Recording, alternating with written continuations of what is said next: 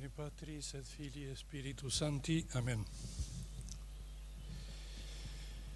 Très chers confrères, dans le sacerdoce, très chers ordinants, mes bien chers frères, comme vous le savez, le prêtre est ordonné principalement pour le saint sacrifice de la messe,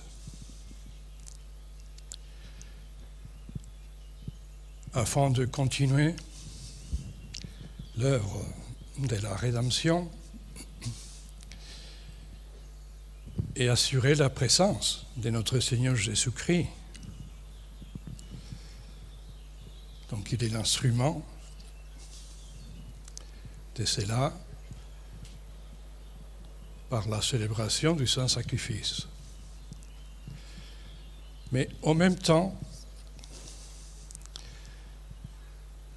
c'est le prêtre lui-même qui continue l'œuvre de la rédemption.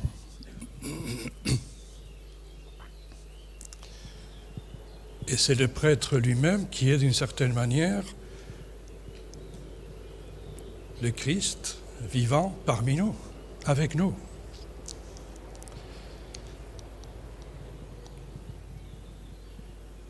Et cela est ainsi en raison du caractère sacerdotal que le prêtre reçoit à l'ordination. Et ce caractère est une très haute participation au sacerdoce de notre Seigneur Jésus-Christ.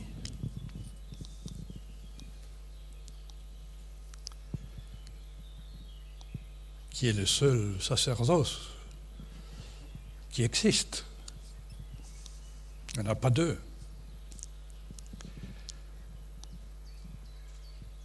Et le caractère fait participer le prêtre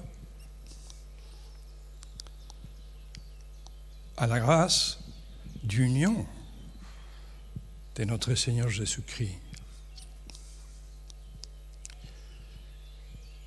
Car notre Seigneur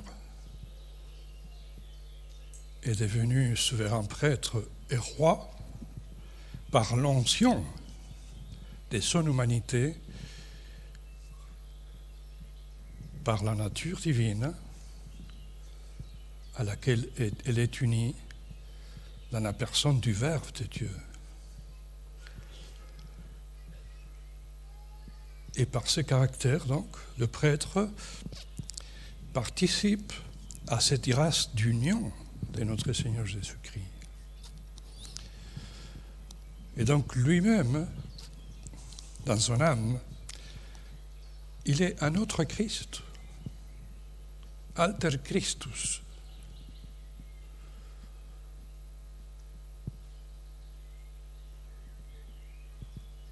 Et c'est à cause donc de ces caractères qu'il reçoit une grâce très abondante, très élevée, la grâce sacerdotale, afin qu'il puisse exercer dignement son sacerdoce.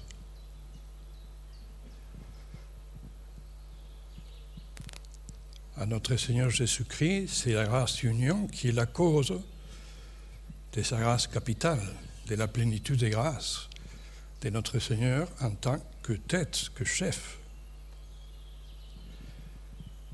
L'ordination des prêtres, il reçoit cette participation à la grâce d'union qui est la cause de cette abondance de la grâce de notre Seigneur qui est répandue dans son âme.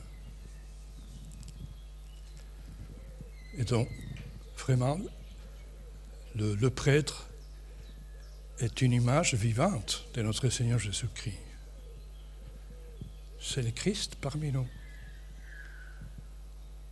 Mais ce caractère sacerdotal chez les prêtres est aussi et surtout opératif, actif. C'est une puissance pour agir in persona Christi, dans la personne de notre Seigneur Jésus-Christ, avec le pouvoir du Christ, pour agir avec le Christ, sous le Christ.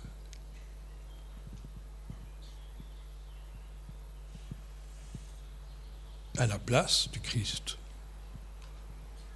Donc le prêtre, il révèle le Christ et il agit dans la personne même de notre Seigneur Jésus-Christ. Voyez la différence entre un prêtre et un laïc. Aujourd'hui, tout cela est dénaturé, corrompu.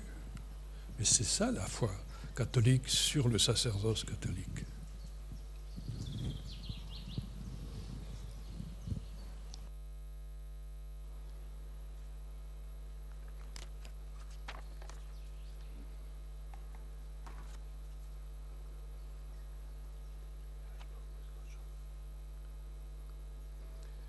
Liebe Mitbrüder, liebe Weihekandidaten, liebe Gläubige,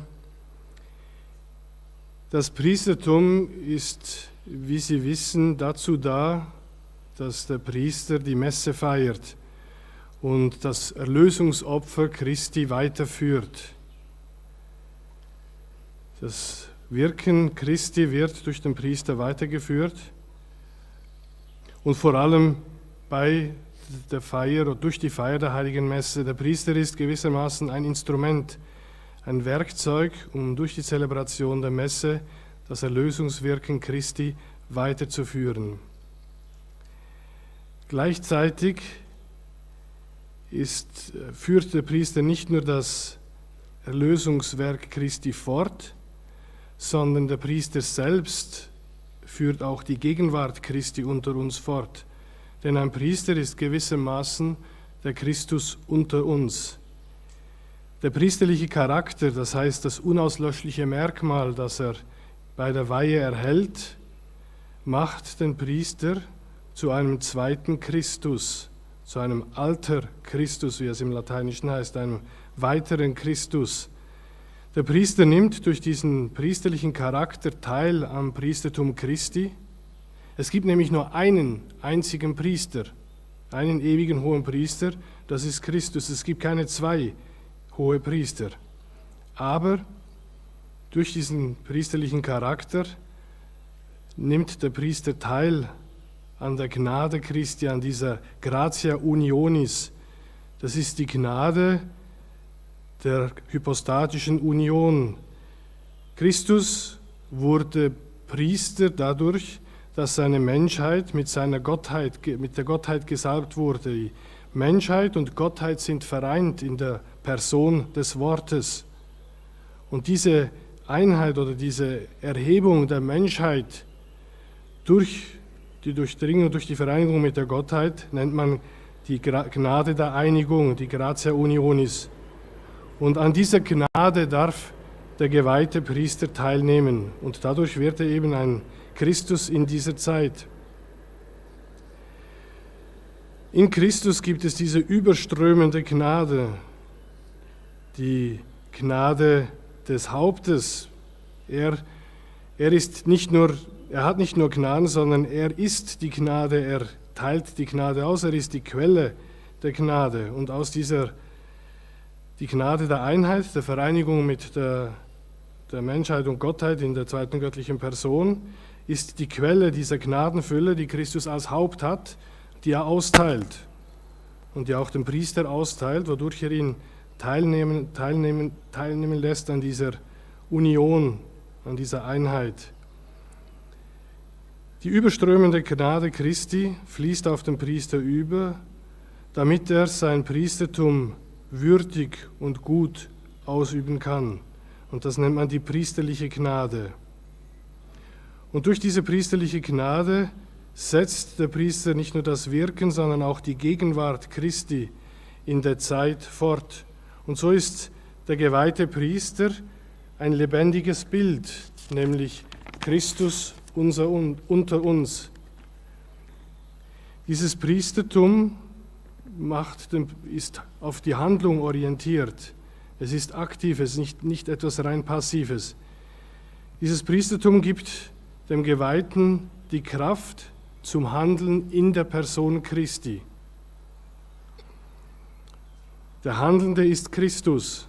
Der menschliche Priester handelt in der Macht Christi, handelt unter Christus, mit Christus, an der Stelle Christi, eben in der Person Christi.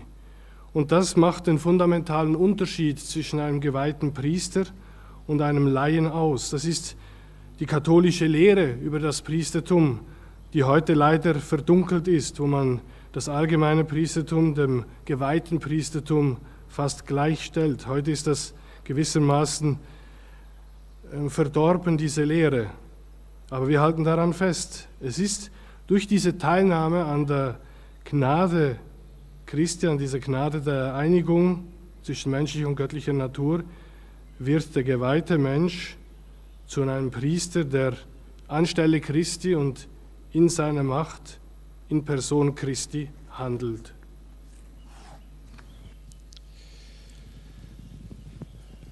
Et donc le prêtre va continuer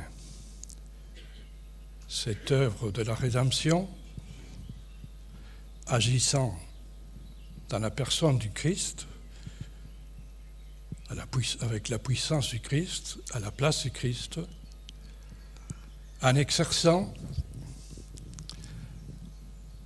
le triple ministère sacerdotal, le triple office de notre Seigneur Jésus-Christ, c'est-à-dire enseigner, sanctifier et gouverner.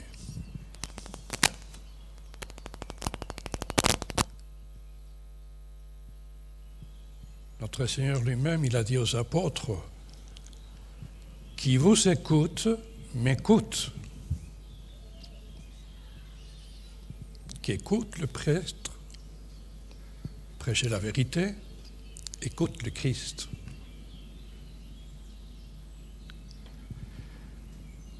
Or, notre Seigneur est venu en ce monde, comme il l'a dit lui-même, avant tout, afin de rendre témoignage à la vérité.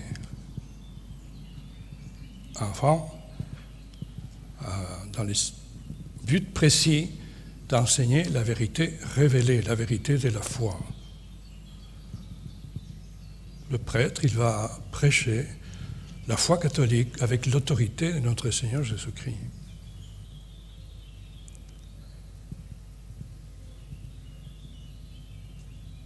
Sanctifier aussi, le prêtre le fera sous l'action du Christ souverain prêtre et dans la personne du Christ, essentiellement par les sacrements.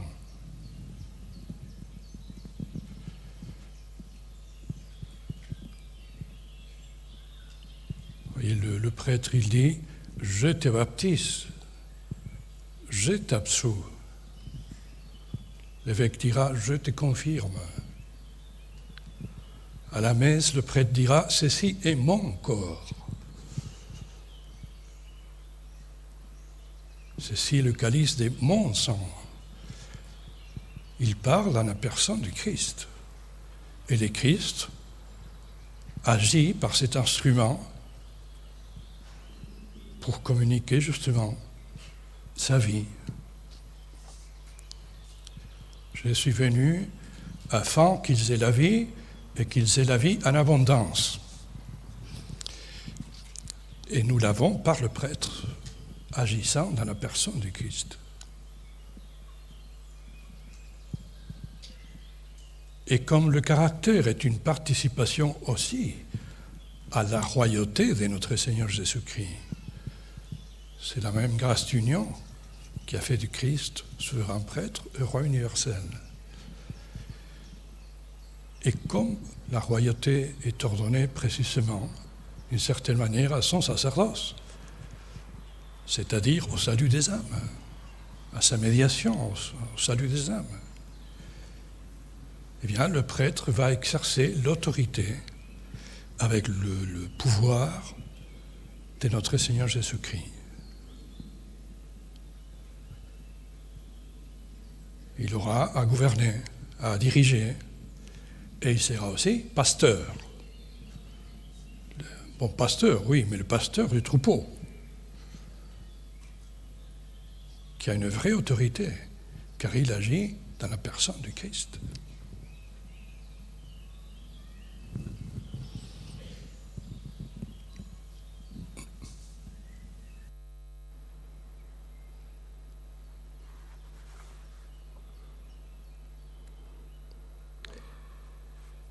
Der Priester führt also das Erlösungswerk fort an der Stelle Christi, in seiner Macht, in seiner Kraft, in persona Christi. Und so übt der Priester auch das dreifache Amt, welches Christus innehat, aus. Das dreifache Amt Christi, das Lehramt, das Heiligungsamt und das Leitungsamt. Wie Christus gelehrt hat, soll auch der Priester lehren. Christus ist gekommen, um die Wahrheit zu predigen, um Zeugnis abzulegen von der Wahrheit. So soll der Priester in der Kraft Christi Zeugnis ablegen von der Wahrheit, die Wahrheit predigen. Wenn der Priester predigt und die Wahrheit verkündigt, dann verkündigt Christus die Wahrheit.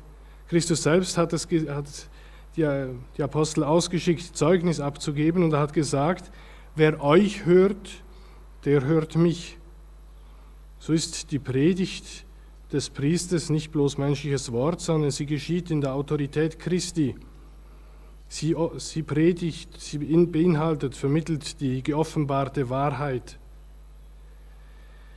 Christus ist gekommen, um zu heiligen, und so übt auch der Priester dieses Heiligungsamt aus. Christus, der ewige hohe Priester, heiligt die Seelen und der Priester an seiner Stelle in persona Christi. Und das geschieht vor allem bei den Sakramenten. Hier ist es auch besonders deutlich, dass der Priester in der Person Christi handelt, denn der Priester sagt, ich taufe dich oder ich spreche dich los. Der Bischof sagt bei der Firmung, ich salbe dich. Bei der Messe spricht der Priester, das ist mein Leib. Das ist der Kelch meines Blutes. Und doch ist es Christus, der wirkt, nicht dieser Mensch. So wird der Priester zum Werkzeug Christi und Christus wirkt durch dieses Werkzeug, um sein Leben weiterzugeben, um sein göttliches Leben den Seelen zu vermitteln. Wie Christus sagte, ich bin gekommen, damit sie das Leben haben und damit sie es in Überfülle haben.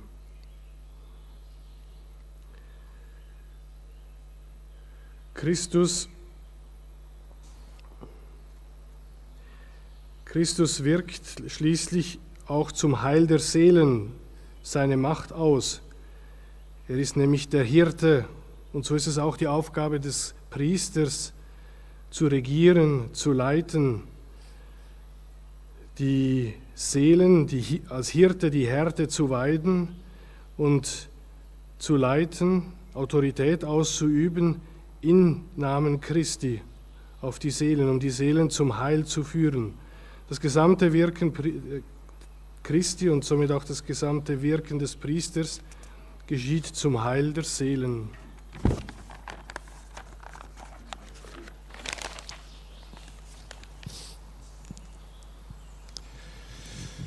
Et si le sacerdoce catholique est tout simplement la continuité du sacerdoce du Christ, dont il tire toute sa vitalité, toute la vitalité du sacerdoce catholique vient de notre Seigneur, de son sacerdoce. Il est aussi tout ordonné à notre Seigneur Jésus-Christ.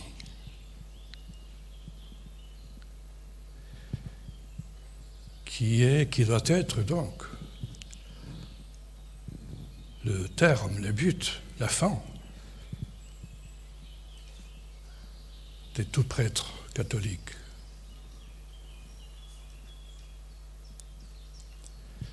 Et donc ce triple office, le prêtre le remplira, doit le remplir,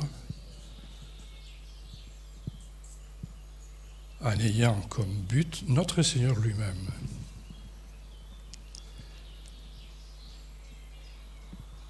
Donc il va enseigner la doctrine du Christ,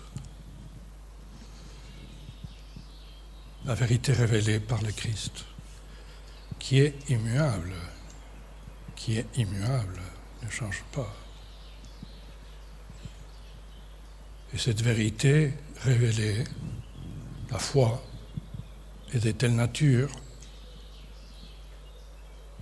que soit on adhère à toutes les vérités de la foi, soit on n'a pas du tout la foi. Donc la foi est de telle nature que soit on adhère à toutes les vérités de foi, soit on n'en a pas du tout. Donc le prêtre a prêché cette vérité qui est le Christ lui-même, qui est sa doctrine, immuable, intégrale.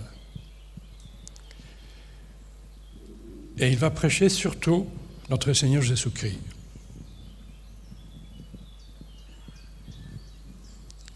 C'est ça qui nous a dit Dieu par saint Paul.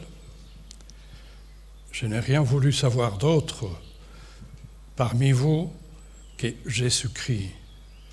Et Jésus-Christ crucifié. Jésus-Christ et Jésus-Christ crucifié.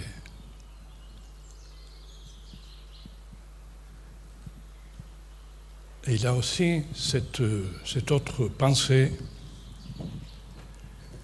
Nous ne nous prêchons pas nous-mêmes, mais nous prêchons le Christ Jésus, notre Seigneur.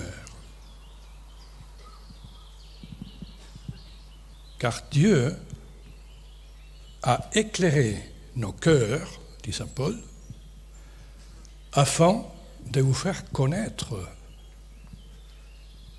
la gloire de Dieu dans le visage de Jésus-Christ. Afin de faire connaître la gloire de Dieu, le mystère de Dieu, qui renferme tous les mystères. Mais dans le visage, c'est-à-dire dans la personne de notre Seigneur Jésus-Christ, en prêchant le Christ.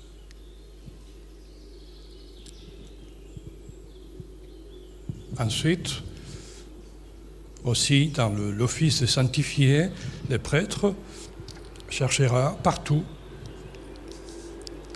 à donner le Christ, communiquer la grâce du Christ aux âmes par les sacrements et donner le Christ lui-même. Et surtout, il le fera par le saint sacrifice de la messe, par l'Eucharistie, où il célèbre le saint sacrifice de la messe, qui renouvelle le sacrifice de la croix, où il donne comme nourriture aux âmes notre Seigneur Jésus-Christ lui-même, par la communion, et où il assure la présence sanctificatrice du Christ. Il est le seul saint et le seul sanctificateur. Et le prêtre assure cette présence par l'Eucharistie, par le saint sacrifice de la messe. Et en même temps, de ce troisième office, comme pasteur, comme guide,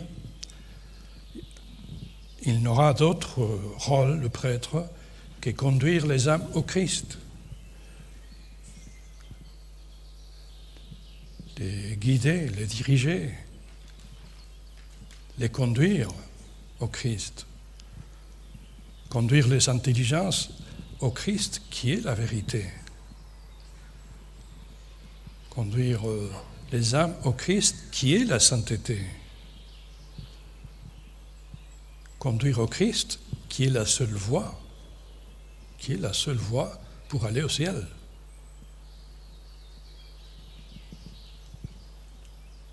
Donc, tout l'effort du prêtre doit être dirigé à conduire les fidèles et les âmes au Christ. Notre Seigneur nous a bien dit, « Je suis la voie, la vérité et la vie. Personne ne va au Père si ce n'est pas moi. » Voie, vérité et vie. Et la seule voie pour aller au Père, c'est-à-dire à Dieu. Et donc tout le ministère sacerdotal doit être ordonné en dernière instance à notre Seigneur Jésus-Christ.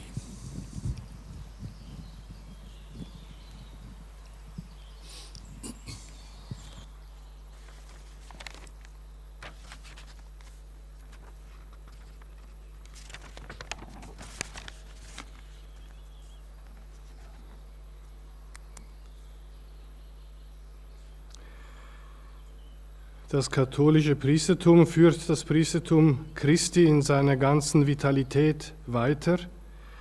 Und dieses Priestertum ist selbst wieder hingeordnet auf Christus als sein Ziel. Das ganze priesterliche Wirken geschieht in der Kraft Christi und hat auch Christus zum Ziel. Darauf ist das dreifache Amt des Priestertums hingeordnet, das der Priester erfüllt, nämlich auf Christus als sein Ziel.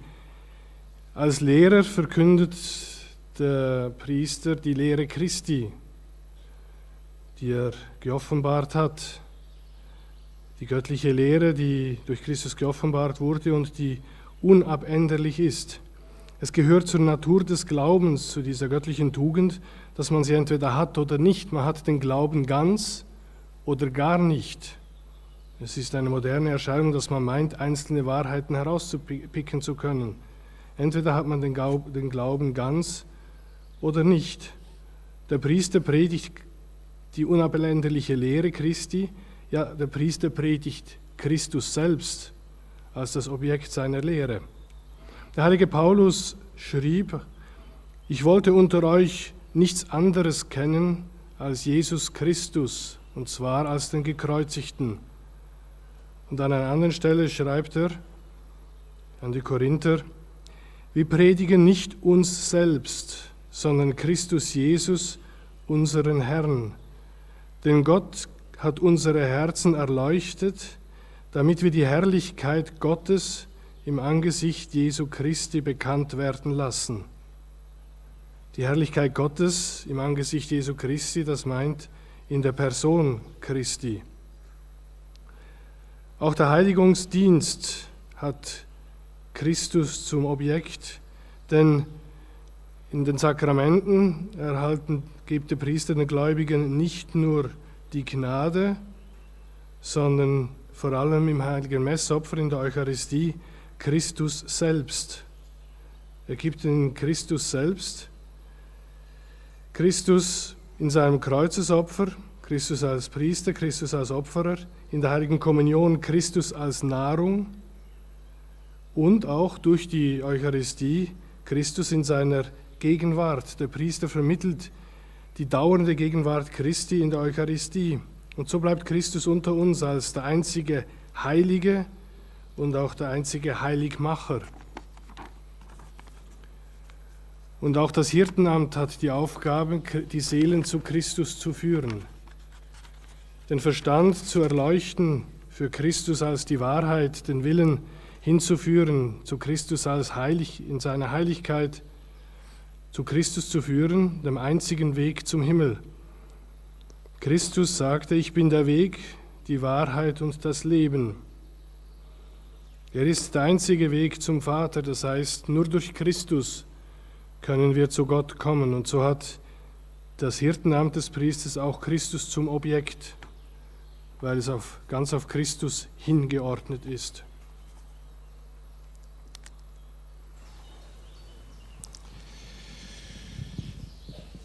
Et nous avons cette grâce et ces caractères sacerdotaux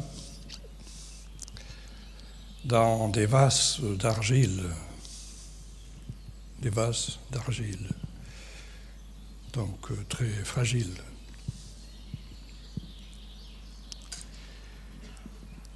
Et de là l'importance capitale d'imiter le souverain prêtre, notre Seigneur. Le modèle du prêtre, c'est notre Seigneur Jésus-Christ. Et il doit exercer son sacerdoce comme notre Seigneur Jésus-Christ l'a exercé.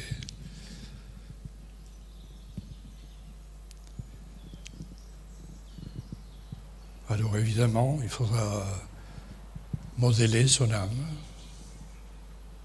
sa vie, modeler son âme et sa vie pour imiter les vertus de notre Seigneur. Par exemple, sa religion et les médiateurs par excellence, prêtres religieux, son humilité, sa douceur, sa force, sa bonté, sa miséricorde, mais aussi, et en premier et surtout, il faut imiter la caractéristique essentielle du sacerdoce de notre Seigneur Jésus-Christ. Et c'est qu'il a été la victime de son sacerdoce. Sacerdos et victime. Notre Seigneur a été l'hostie, l'offrande, le sacrifice, la victime de son propre sacerdoce. Et c'est comme cela qu'il a opéré la rédemption. Et donc il est évident que la spiritualité essentielle du prêtre, et c'est la spiritualité essentielle de tout chrétien, c'est de se conformer à Jésus-Christ, prêtre et victime.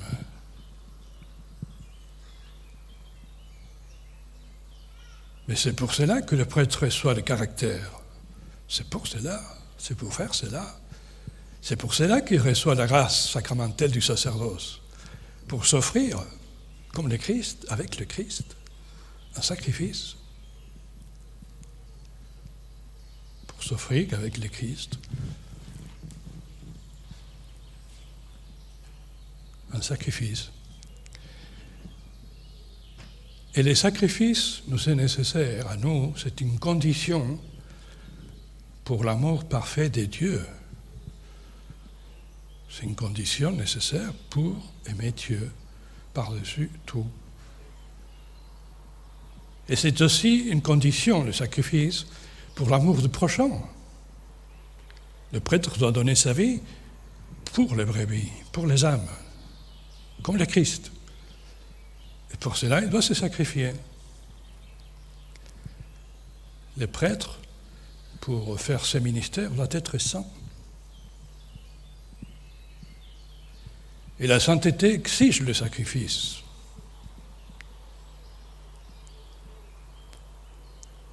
C'est la condition de la sainteté.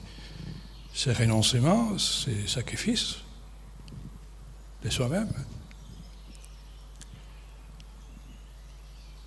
Le pape Saint Pie X a rappelé aux prêtres que nous ne sommes que des instruments et qu'à vrai dire, peu importe nos qualités humaines, ce qu'il faut d'un instrument, c'est qu'il soit docile dans les mains de Dieu. Ce qu'importe de cet instrument qui est le prêtre, c'est qu'il se laisse manier par notre Seigneur Jésus-Christ. Alors Saint Pie X ajoutait qu'il n'y a qu'une seule chose qui nous unit à Dieu, qui unit le prêtre à Dieu, qui rend agréable le prêtre à Dieu,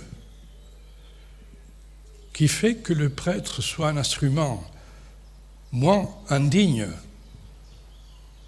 qu'il soit un instrument moins indigne de la miséricorde de Dieu, et c'est la sainteté des vies et des mœurs. Et c'est là qu'il ajoute cette phrase que je vous ai déjà dit, chers séminaristes.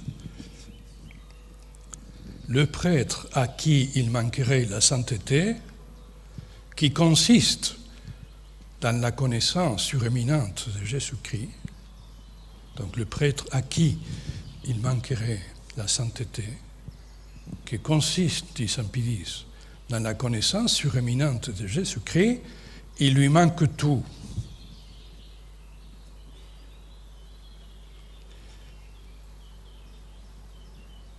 Il lui manque tout. Le prêtre qui n'aurait pas cette sainteté, il lui manque tout. Il faut bien réfléchir à cela.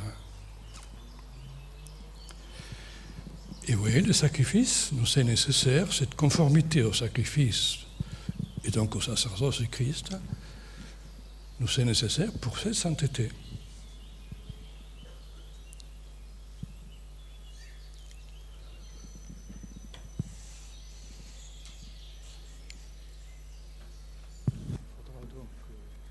Bien nous confier et vous confier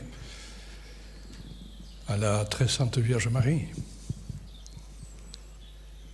au cœur de Marie. Car on ne peut pas se sacrifier si ce n'est pas par amour de notre Seigneur Jésus-Christ. Et saint Pidis dit la sainteté consiste dans la connaissance suréminente de Jésus-Christ. Saint Paul avait dit la connaissance suréminente de la charité du Christ. Il n'y a que cet amour ardent pour notre Seigneur qui nous permettra de nous conformer à lui et de vivre saintement et d'aimer Dieu et la gloire de Dieu et de sauver les âmes. Et c'est là précisément la grâce qui peut nous obtenir la très sainte Vierge Marie. Il a participé d'une manière suréminente au sacerdoce de notre Seigneur. Elle s'est identifiée, conformée et configurée au Christ, prêtre et victime comme personne. Et c'est pour cela qu'elle est la co-rédemptrice. Et c'est pour cela qu'elle est la sanctificatrice, la médiatrice de toutes les grâces. Donc, demandons cette grâce à la Vierge Marie de conformer notre cœur à celui de notre Seigneur Jésus-Christ et de nous donner un amour ardent pour notre Seigneur Jésus-Christ et pour le règne de notre Seigneur Jésus-Christ dans les âmes, dans les sociétés et bien sûr dans la Sainte Église.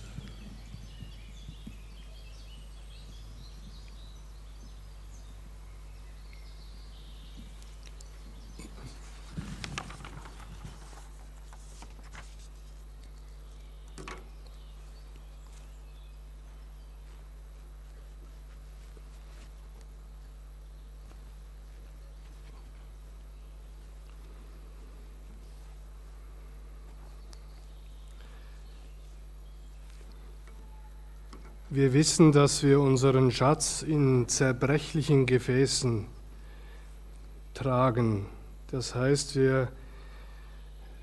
es ist unsere Aufgabe, diesen Schatz zu bewahren, und das bedeutet mit anderen Worten, es ist für uns Priester wichtig, Christus nachzufolgen, sein Vorbild nachzuahmen.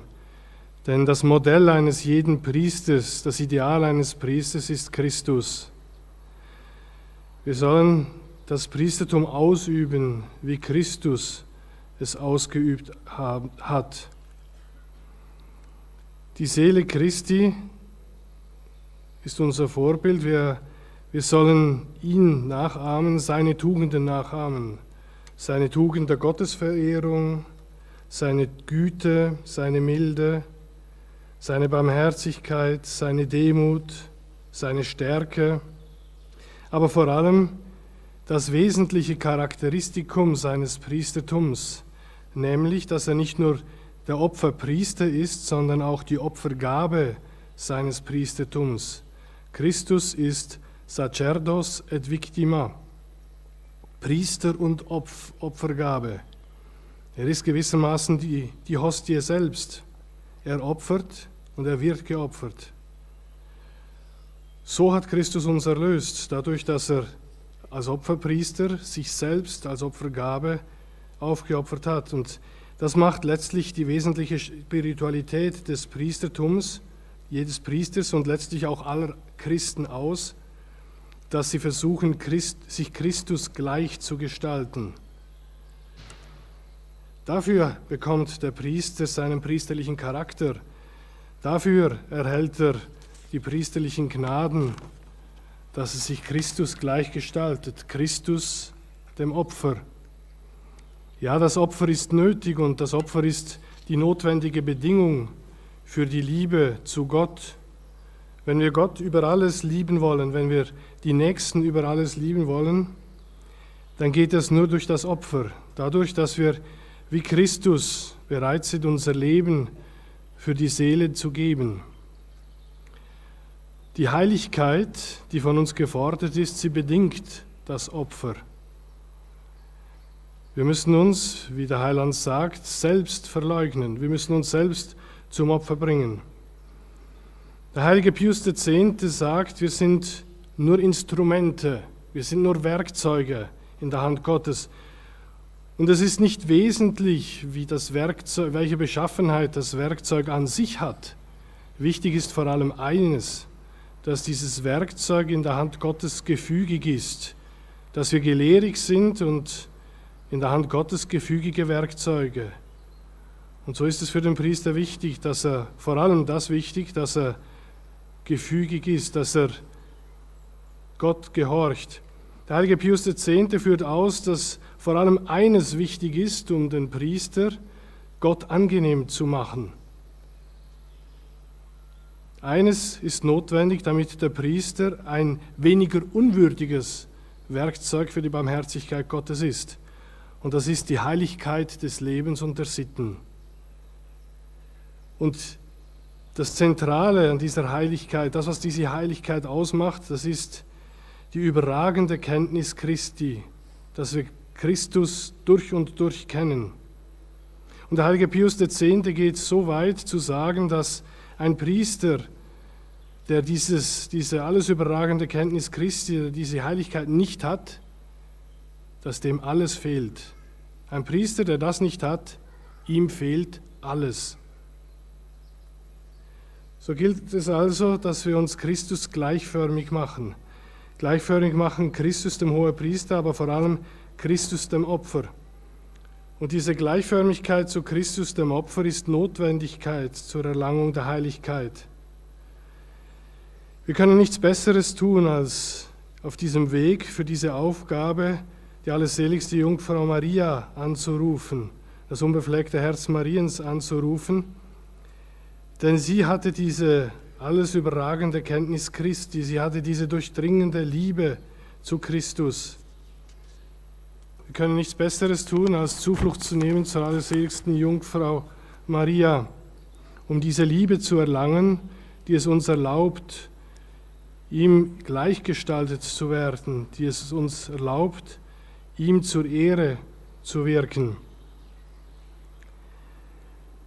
Die Gnaden werden vermittelt durch das unbefleckte Herz Mariens, denn Maria gestaltete sich Christus gleich, sie setzte das um, sie hatte diese gleiche Opfergesinnung wie Christus, sie opferte ihn mit auf unter dem Kreuz und so wurde sie zur Miterlöserin. So wollen wir sie bitten, dass sie uns unsere Herzen ihm gleichgestaltet, dass sie uns vermittle, dass wir die gleiche Liebe oder eine ähnliche Liebe zu Christus entwickeln. Eine alles überragende Liebe zu Christus, eine überragende Liebe zu den Seelen und eine überragende Liebe zur Kirche. In nomine Patris et Filii et Spiritus Sancti. Amen.